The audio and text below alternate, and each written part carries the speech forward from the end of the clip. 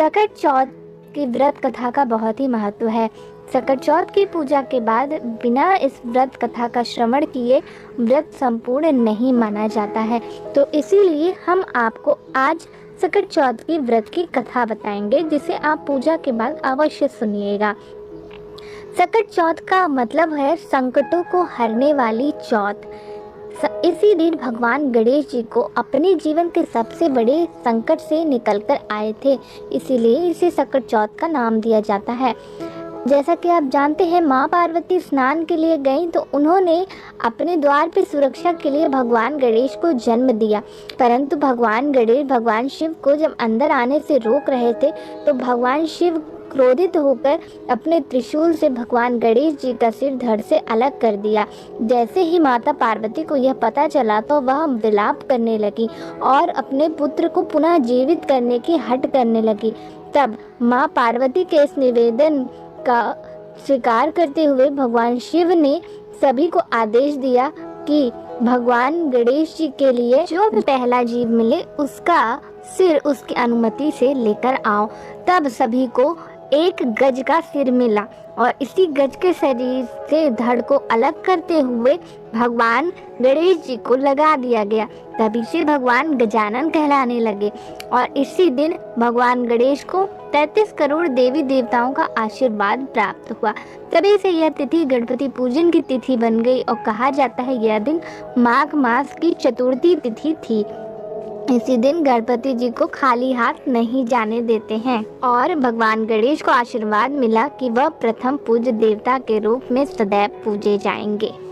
दूसरी कथा के अनुसार एक समय की बात है, एक नगर में एक कुम्हार रहता था। एक दिन उसे बर्तन बनाने के लिए आवा लगाया तो वह नहीं पका।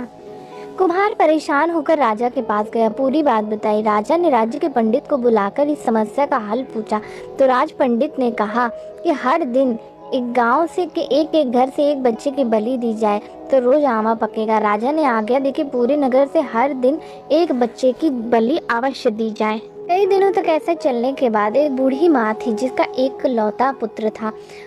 उसकी बारी आई। वह यह सोच कर परेशान हो गई कि अगर उसका बेटा चला जाएगा तो उसके बुढ़ापे का क्या होगा।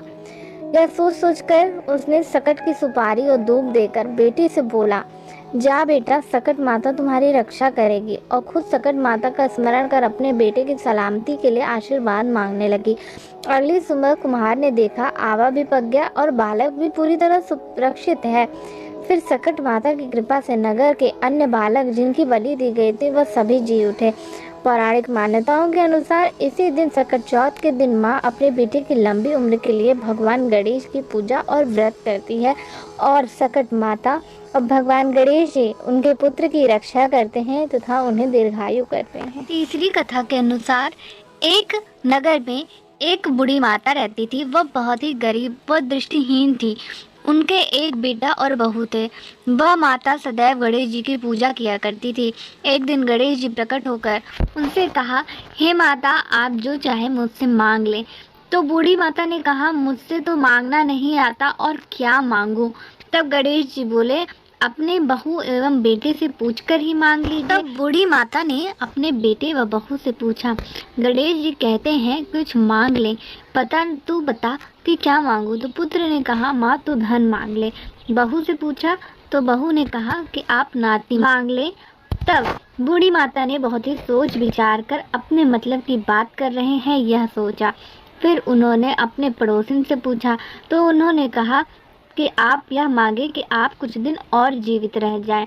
और किसी ने कहा कि आप अपने आँखों की रोशनी मांग ले ताकि आपके आराम से जिंदगी कट जाए। इस पर बूढ़ी माता ने बोला और गणेश जी से कहा, यदि आप मुझसे प्रसन्न हैं तो आप मुझे 9 करोड़ की माया दे, निरोगी काया दे, अमर सुहाग दे, आँखों की रोशनी दे, नाती दे, पोता दे और सब परिवार को सुख दे, अंत में मोक्ष दे। यह सुनकर गणेश जी बोले कि हे माँ, तुमने तो हमें ठग लिया। फिर भी जो भी आपने मांगा है आपके वचन के अनुसार वह सब मिलेगा। यह कहकर गणेश जी अंतर ध्यान हो गए और उधर बूढ़ी माता ने जो कुछ मांगा था उन्हें मिल गया। गणेश जी महाराज, जैसे आपने उस बूढ़ी माता को सब कुछ दिया वैसे ही सबको दे। सबका मंगल करे। जय श्री गणेश, जय चौथ माता।